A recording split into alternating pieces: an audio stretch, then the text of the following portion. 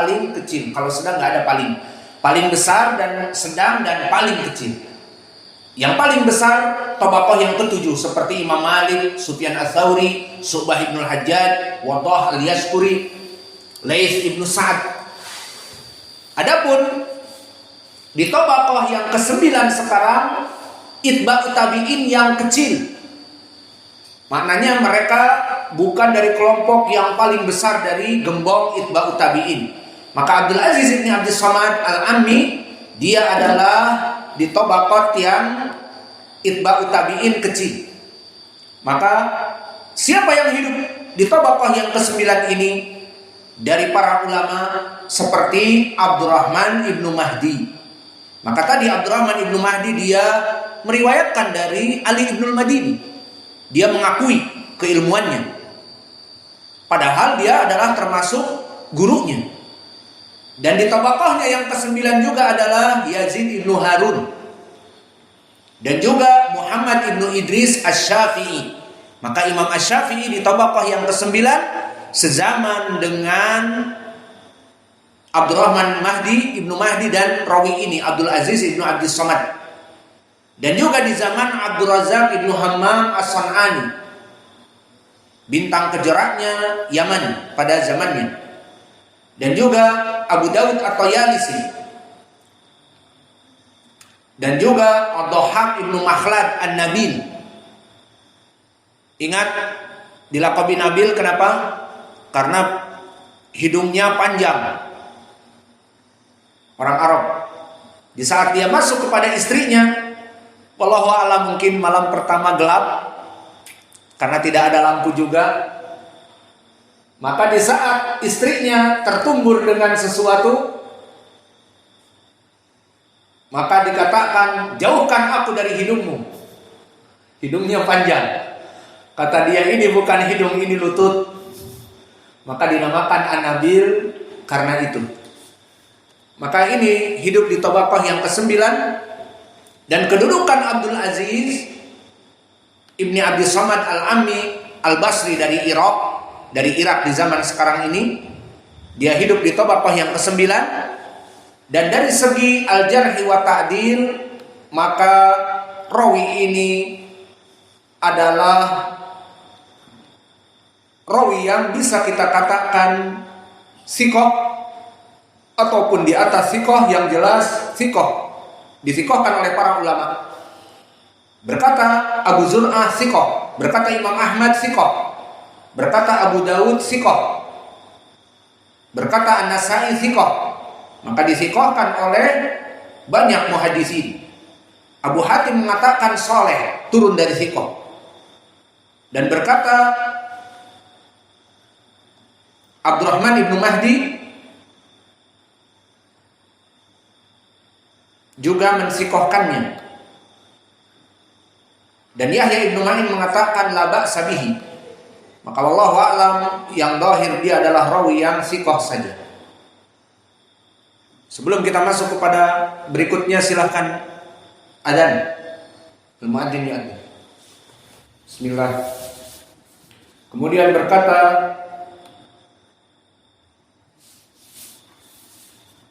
Abdul Aziz an Abi Imran. Maka Abu Imran di sini namanya adalah Abdul Malik ibnu Habib, dan dia masyhur dengan kunyahnya Abu Imran. Maka dia seperti Abu Musa al-Ash'ari, seperti Abu Sa'id al-Khudri, seperti Abu Bakar, seperti Abu Umamah al-Bahili, dari rawi-rawi yang masyhur dengan kunyah dan namanya tidak begitu terkenal. Maka di sini Imam Al-Bukhari di dalam sahihnya meriwayatkan dengan yang masyhur dengan kunyah Abu Imran, karena dia lebih masyhur daripada namanya Abdul Malik ibnu Habib. Maka namanya Abdul Malik ibnu Habib, dan dia barakallahu fikum di tabaqah yang ke-4. Maka lihat dari tabaqah yang ke-9 naik kepada tabaqah yang ke-4. Maka menunjukkan bahwa Abdul Aziz ibni Abdus Samad ini sanadnya ali, sanadnya sangat tinggi. Dia meriwayatkan dari Abi Imran yang hidup di zaman keempat. Lalu zaman keempat itu siapa? Kalau tadi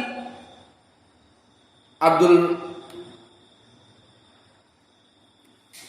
Aziz ibn Abdul Samad, tabaqah yang ke-9 dari tabi'in, itba'u tabi'in yang paling kecil, meriwayatkan dari tabaqah yang keempat, tabaqah dari sugra minat tabi'in. Maka tabaqah yang keempat, tabaqah as-sugra, tabaqah yang paling kecil dari para tabi'in. Dan mereka adalah tabaqah yang keempat ini, jala riwayatahum an kibaru tabi'in. Kebanyakan mereka meriwayatkan dari tabi'in yang besar seperti Sa'id ibn Musayyib dan yang lainnya. Dan jarang mereka di tabaqah yang keempat meriwayatkan dari para sahabat. Lalu siapa para muhaddisin yang hidup di tabaqah yang keempat agar kita mengetahui kedudukan Abu Imran ini? Dia sezaman dengan Imam Ibnu Syihab Az-Zuhri. Siapa namanya? Muhammad Ibnu Muslim Ibnu Ubaidillah Ibnu Syihab Az-Zuhri. Maka Imam Az-Zuhri yang masyhur itu hidup sezaman dengan Abu Imran Abdul Malik ini. Dan sezaman juga dengan Sabit Al-Bunani, orang yang paling kuat periwayatannya dari Anas ibnu Malik, Sabit Al-Bunani. Dan juga sezaman dengan Sulaiman ibnu Tarkhan Abul Mu'tamir, bapaknya Mu'tamir ibnu Sulaiman, maka dia Sulaiman ibnu Tarkhan. Dan juga dia sezaman dengan Umar ibnu Abdul Aziz Amirul Mukminin Al-Umawi. Siapa yang tidak kenal Umar ibnu Abdul Aziz? Bahkan dilaqabi dengan Amirul Mukminin, dari khalifah yang lebih mendekati kepada khalifah kakeknya Umar ibn Khattab. Maka dia seorang alim ulama yang warok, yang menjabat menjadi pemerintah sedunia, number one dari kelompok kaum muslimin. Bukan number one di Indonesia, bukan number one di Saudi, bukan number one di Mesir. Number one untuk kaum muslimin, Amirul Mukminin seperti khilafah di zaman dulu, Abu Bakar, wa Umar, wa Utsman, wa Ali. Maka dia dari keturunan Umar ibn Khattab di tabaqah yang keempat, Umar ibn Abdul Aziz. Dia menjadi pemimpin di tabaqah itu. Berarti dia tabi'i yang kecil. Maka hidup di zaman Imam Az-Zuhri juga Umar ibn Abdul Aziz, dan juga hidup di zamannya Abu Zubair yang meriwayatkan dari Jabir bin Abdullah mudallis. Maka itulah tabaqah yang keempat. Dan dia dari segi periwayatan ilmu hadis, maka dia cukup derajatnya thiqah. Telah dithiqahkan oleh Yahya ibnu Ma'in dan Al-Waqidi, Muhammad ibnu Sa'ad, dan juga Ad-Darqutni dan Imam An-Nasai, dan berkata Abu Hatim soleh, pas-pasan. Maka rawi ini rawi yang thiqah. Kemudian meriwayatkan dari Abu Bakar Ibni Abdullah Ibni Qais. Siapa di sini Abdullah Ibnu Qais? Abdullah Ibnu Qais adalah sahabi siapa? Abu Musa Al-Asy'ari. Berarti Abu Bakar siapa? Anaknya dari sahabat Abu Musa Al-Asy'ari. Maka Abu Bakar di sini namanya adalah Amr yang rajih. Maka dia namanya Amr, anaknya Abu Musa Al-Asy'ari. Di zaman dia ada juga anaknya yang masyhur, lebih muda darinya namun lebih masyhur di dalam ilmu hadis. Siapa? Abu Burdah. Maka riwayat banyak di Sahih Al-Bukhari dari periwayatan Abu Burdah dari bapaknya Abu Musa. Dan agar lebih memahami lagi, di Sahih Al-Bukhari banyak periwayatan dari silsilah Abu Musa Al-Asy'ari, dari Abdullah bin Abi Burdah, dari bapaknya Abu Burdah, dari bapaknya Abu Musa Al-Asy'ari. Maka Abu Burdah lebih terkenal di ilmu hadis dibanding kakaknya di sini Abu Bakar. Meskipun Abu Bakar lebih tua dari Abu Burdah, namun Abu Burdah lebih kesohor.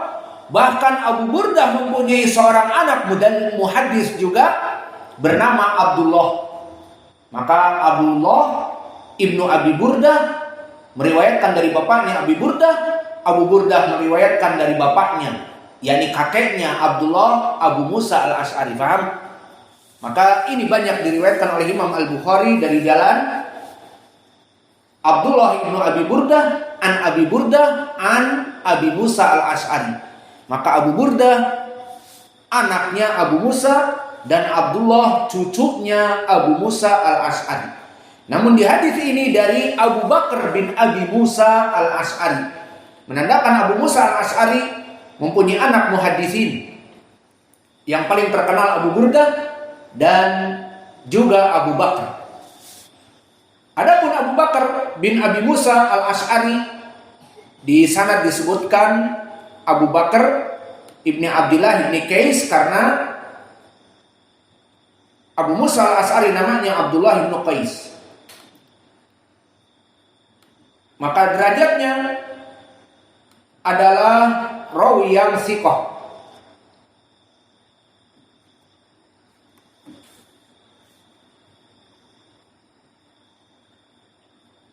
Dithiqahkan oleh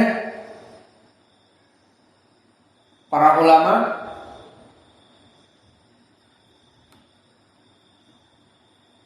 Dan berkata Al-Waqidi, karena qalilul hadis, dia hadisnya lebih sedikit, akhirnya tidak banyak orang mengetahuinya. Kemudian an abihi, dari bapaknya, siapa? Abu Musa Al-Asy'ari.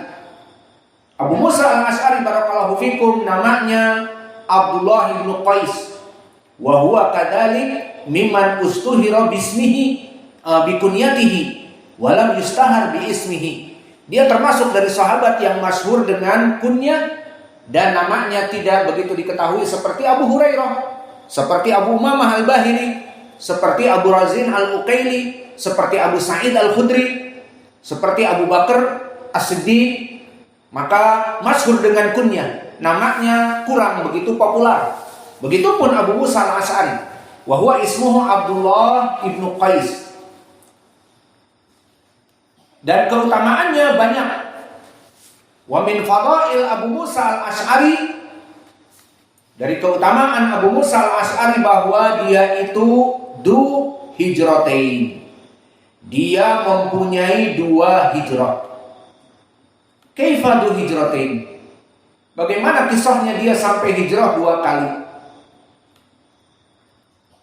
Maka disebutkan du hijratain, hajara minal Yaman ila Nabi Muhammad sallallahu alaihi wasallam ma'a bid'ati wa khamsin rajulan min qaumihi min ahli Zam'ah wa Zabid fil Yaman. Maka dia itu orang Yaman. Wal'an al-Asy'ariyun yamkuthuna fi Bajil wa Bajil fi Hudaidah wa Bajil hada minal Masna Fasoliyah. Masna Fasoliyah maktub Bajil Hudaidah. Faidan Abu Musa Al-Asy'ari min huna. Dia tinggal di Hudaidah sekarang, di provinsi Hudaidah di Yaman. Maka mereka dulu pergi hijrah kepada Nabi, dan Nabi sudah ada di Madinah, menggunakan perahu yati bil qarib, dengan 50 orang-orang dari Yaman, dari kabilah Al-Asy'ariyun.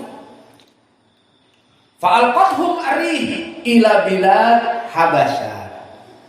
Maka salah perhitungan, berlayar, harusnya ini Yaman di selatan, di atasnya dia selatan, di utaranya di atasnya Saudi. Maka dia menyisiri selat ataupun Laut Merah ke atas, dari selatan ke utara, sampai kepada mungkin ada teluk di dekat Madinah atau ke Jeddah, seperti sekarang portnya di Jeddah. Harusnya seperti itu. Namun salah perhitungan di zaman dulu. Terbawa angin, dipikirnya naik ke Saudi, ternyata menyeberang ke Afrika. Karena kalau antum lihat peta, maka Afrika, benua Afrika dengan Arab berbeda hanya dengan Laut Merah. Iya. Maka yang harusnya ke atas sampai ke Jeddah misalnya, ke port pelabuhan, ini malah lari ke Habasyah. Alhamdulillah sampai di negeri Habasyah, bukan di Madinah. Maka itulah sebabnya mereka du hijratain, qasduhu ilal Madinah wa wasala ila Ethiopia. Habasyah, Ethiopia, negara Afrika. Beda lagi, tanahnya bukan tanah Asia lagi. Karena Arab masuk kepada Asia, Asia yang paling ujung, kita Asia Timur, mereka Asia Barat atau Timur Tengah mereka menyebutnya. Berbatasan dengan negara Afrika dengan Laut Merah saja, Mesir, Libya dan sebagainya. Somalia, wa Habasyah kadalik. Idan wasala ila Habasyah, laisa Madinah lah, Habasyah. Dan pada saat itu alhamdulillah masih ada di sana al-muhajirun min zamanil awal. Siapa? Ja'far ibni Abi Bakar. Maka bertemulah dengan mereka, dan akhirnya mereka sepakat untuk hijrah dengan Ja'far ibni Abi Thalib. Ja'far ibni Abi Bakar, Ja'far bin Abi Thalib. Maka di sana ada Ja'far ibni Abi Thalib yang dulu dia hijrah di zaman Najasyi. Di zaman Nabi masih di Mekah. Nabi di Mekah dalam keadaan kesulitan, maka hijrah para sahabat ke Najasyi. Maka di sana Ja'far masih tinggal di Najasyi, di Ethiopia. Maka kemudian bertemulah dengan Abu Musa al-Asy'ari yang salah tujuan. Khalas idan kulluna ilal Madinah. Akhirnya berlayar kembali, wallahu a'lam, setelah beberapa waktu mereka singgah di sana, dan akhirnya mereka pun hijrah yang kedua sampailah kepada Madinah. Maka disebutkan di dalam hadis, kalau Rasulullah SAW